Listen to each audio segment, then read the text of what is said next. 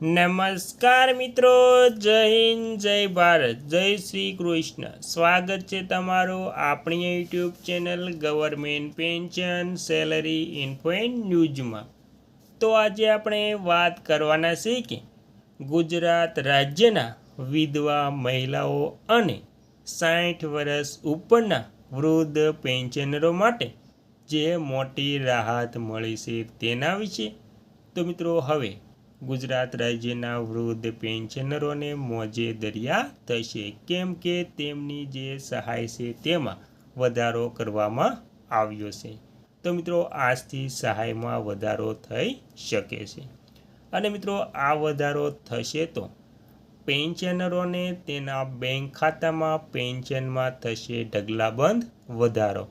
તો મિત્રો, કેવી રીતે પેન્શન અને વિધવા મહિલાઓની સહાયમાં વધારો આપવામાં આવે છે તેની સંપૂર્ણ વાત આજે આપણે કરીશું. તો મિત્રો, વિગતવાર વાત કરીએ તો ગુજરાત સરકાર દ્વારા વિધવા મહિલાઓ માટે ગંગા શ્રુપા આર્થિક સહાય યોજના અને વડીલો માટે નિરાધાર વૃદ્ધ પેન્શન યોજના ચલાવવામાં આવે છે. આ બંને યોજનાઓ સામાજિક અને આર્થિક રીતે નબળા પરિવારોને માસિક નાણાકીય સહાય પૂરી પાડે છે. અને મિત્રો, આ બંને કલ્યાણકારી યોજનાની સંપૂર્ણ વાત કરીએ તો તેમાં પહેલું ગંગા શ્રુપા આર્થિક સહાય યોજના એટલે કે વિધવા પેન્શન યોજના.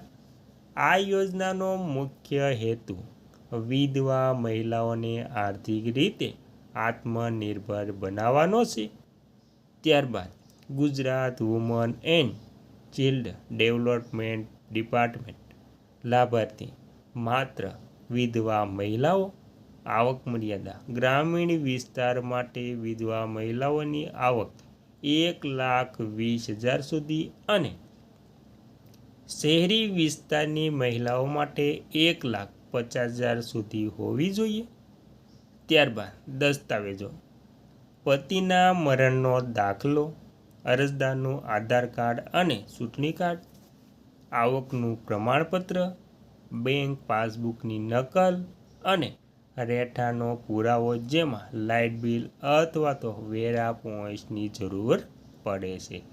તો મિત્રો, આવી રીતે ગંગા શ્રુપા આર્થિક સહાય યોજનામાં ડોક્યુમેન્ટની જરૂર પડે છે. ત્યારબાદ બીજું નિરાધાર વૃદ્ધ પેન્શન યોજના એટલે કે વૃદ્ધ સહાય. આ યોજના વરિષ્ઠ નાગરિકોને એટલે કે સિનિયર સિટીઝન વૃદ્ધ વ્યવસ્થામાં સન્માનપૂર્વક જીવન જીવવા માટે મદદ કરે છે. સામાજિક ન્યાય અને અધિકારિતા વિભાગ તેમાં પાત્રતા એટલે કે પાત્રતા ઉંમર અરજદારની ઉંમર 60 વર્ષ કે તેથી વધુ હોવી જોઈએ. માસિક સહાયની રકમ 60 થી 79 વર્ષના વડીલો માટે ₹1,000 પ્રતિ માસ અને 80 વર્ષ કે તેથી વધુ ઉંમરના વડીલો માટે 1,250 પ્રતિ માસ આવક મર્યાદા તેમાં લાભાર્થીઓને આપવામાં આવે છે. ત્યારબાદ આવક મર્યાદા. આ યોજનાનો લાભ મેળવવા માટે પણ સરકાર માન્ય આવક મર્યાદાના નિયમો લાગુ પડે છે.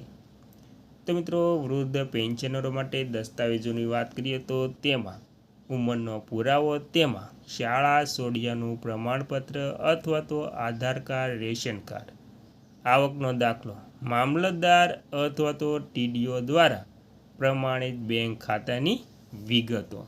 ત્યારબાદ મિત્રો, અરજી ક્યાં કરવી? તો મિત્રો, તમે આ યોજનાનો લાભ લેવા માટે નીચેના સ્થળો પર જઈને ફોર્મ ભરી શકો છો.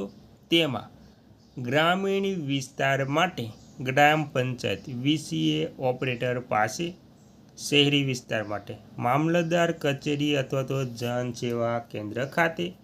વધુ સત્તાવાર વિગતો માટે તમે મહિલા અને બાળ વિકાસ વિભાગની વેબસાઇટ અથવા તો સામાજિક ન્યાય અને અધિકારિતા વિભાગની વેબસાઇટની મુલાકાત લઈ શકો છો.